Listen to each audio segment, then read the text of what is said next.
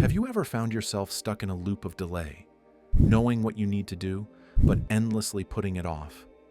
Why do we procrastinate even when deadlines loom and stress builds? Today, let's uncover how to stop procrastinating forever and finally take control of your time and goals. What is procrastination really? Many people believe procrastination is just about laziness or poor time management, but there's way more beneath the surface. Psychologists define procrastination as voluntarily delaying an intended action despite expecting to be worse off for the delay. Sound familiar? You plan to start a project early, yet you wait until the last moment. You tell yourself, "I work better under pressure," but the pressure only makes you anxious and less productive. Why does this happen? It's because procrastination often stems from uncomfortable feelings, fear, perfectionism, boredom, or overwhelm, not a lack of willpower. The brain tries to protect you by seeking immediate comfort, even if it harms long-term goals. Have you ever wondered why your mind craves distraction when facing difficult tasks? It's exactly its way of coping. But here's something crucial. Understanding procrastination is the first step to beating it. The neuroscience behind procrastination. Let's get a little sciencey for a moment. In your brain, two areas battle constantly: the limbic system, which seeks instant pleasure and comfort, and the prefrontal cortex, responsible for planning and self-control. When you procrastinate, your limbic system wins. It offers an immediate reward, like scrolling social media, binge watching, or daydreaming, while the prefrontal cortex struggles to push you toward long-term goals. This internal conflict is why mere motivation or telling yourself to do better often fails. It's not a character flaw, it's a biological tug of war. How can we tip this balance in favor of productivity? By rewiring habits and emotions linked to task avoidance. Why do we procrastinate? Triggers and patterns. Not all procrastination is equal. Different triggers send us into delay mode. For some, it's fear of failure or perfectionism, waiting to start until conditions are just right. For others, it's boredom or overwhelming tasks that feel too big to handle. Think about your last time you procrastinated. Was it because the task seemed intimidating? You feared not doing it perfectly? You lacked interest or excitement? You felt anxious or unsure where to start? Being honest with yourself about why you procrastinate unlocks targeted solutions, because treating the symptom without knowing the cause is like putting a Band-Aid on a broken bone. Step 1. Break tasks into tiny steps. Here's the first big game changer. Chunk down huge, daunting tasks into tiny, manageable pieces. Science shows our brains love progress and reward. Instead of clean the entire house, break it into vacuum the living room, organize the desk drawer, or sort laundry for 15 minutes. When you finish each small step, dopamine, the brain's feel-good chemical, is released, motivating you to keep going. Have you ever tried starting a big project with overwhelming scope only to freeze up? This strategy prevents that freeze by making your first step unbelievably easy. Try asking yourself, what's the smallest possible action I can take right now? Step 2. The 2-minute rule. Here's a game changer, straight from productivity expert David Allen. It's called the 2-minute rule. If something takes less than 2 minutes to do, don't think, just do it. Sounds simple, right? But this one habit builds serious momentum. Why? Because clearing tiny tasks, like replying to a quick email, tossing trash, or writing a short to-do list, frees up mental space. And when your mind isn't cluttered with 100 little things, it's easier to focus on the big stuff. Think about it. How many of those "I'll do it later" tasks are still hanging around? Those add up and become fuel for procrastination. By doing them immediately, you create a rhythm of action. You feel progress, and that progress drives motivation. So here's your challenge. Look around and think. What's one small thing you've been putting off that could be done in under 2 minutes? Hold on to that thought, because as we move forward, you'll see how stacking these tiny wins can completely change how you approach your day. Step 3. Use deadlines and Pomodoro timers. Deadlines create urgency, the need to act now rather than later. But not just any deadline. Self-imposed short deadlines work best, especially combined with focused work sprints. Enter the Pomodoro technique. Work for 25 minutes, then take a 5-minute break. After 4 sessions, enjoy a longer break. The ticking timer turns work from a chore into a game. Can you finish this section before the alarm?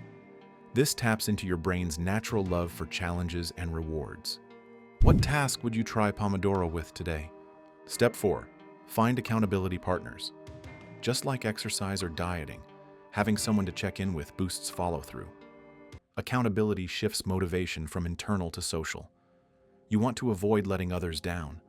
Share your goals with a friend, family member, or coach and set regular check-ins. Even posting progress publicly can increase commitment. Think about the last time you promised someone you'd do something. Didn't it push you to get it done? Step 5. Identify and manage triggers. Certain situations trigger procrastination for us, like sitting on the couch, opening social apps, or feeling tired. Identify your personal red flags. Is it your phone pings, a cluttered desk, afternoon energy slumps? Once you recognize triggers, you can take steps to control or eliminate them. For example, switch your phone to Do Not Disturb during work blocks, clean your workspace at the start of the day, or plan tasks according to your energy highs and lows. What procrastination triggers stand out for you? Step 6. Optimize your environment. Here's something people often overlook, but it makes a massive difference. Your environment. The space you work in isn't just a background. It's a powerful trigger that either fuels your focus or feeds your distractions. A cluttered, noisy space tells your brain, it's chaos here. Let's avoid this. But a clean, calm, well-lit space, that's an invitation to get things done. Even small changes to your surroundings can have a huge impact on your productivity. Start simple. Clear your desk. Just a few minutes of tidying can instantly reduce mental clutter. Remove visual distractions. Put your phone away or close unrelated tabs. Use natural light when you can, or a good desk lamp to keep your energy up. Add little touches that inspire you. A plant, a photo, even a quote on the wall. And don't underestimate sound. Try instrumental music or noise-canceling headphones to stay in the zone. Think of your environment like your personal launch pad. When it's set up right, getting started feels easier, and staying focused becomes natural. So, ask yourself, is your space working with you or against you? Maybe it's time for a reset. Step 7. Practice mindfulness and emotional awareness. Why do we avoid tasks emotionally? Often it's because they trigger feelings we don't want to face: stress, fear, or frustration. Mindfulness trains you to observe these emotions without judgment. Instead of running from anxiety, you acknowledge it and gently redirect your focus. Try a few minutes of guided breathing or meditation daily.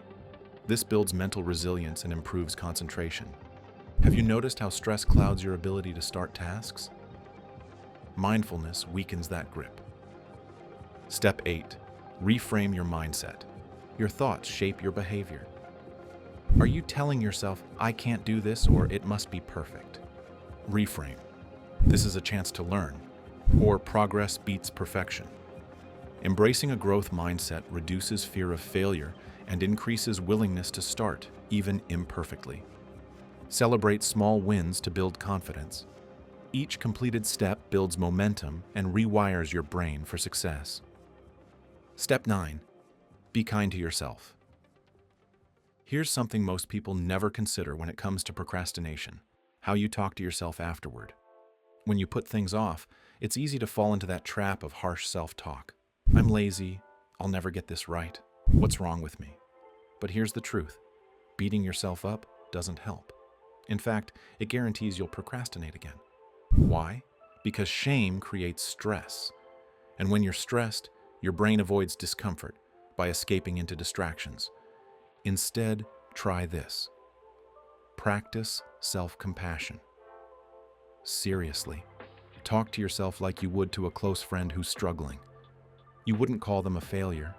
You'd encourage them, tell them it's okay, and help them get back on track.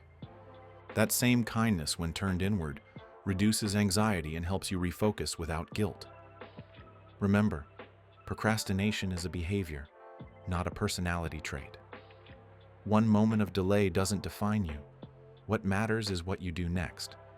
So ask yourself, if a friend missed a deadline or got off track, how would you respond? Can you offer that same patience to yourself?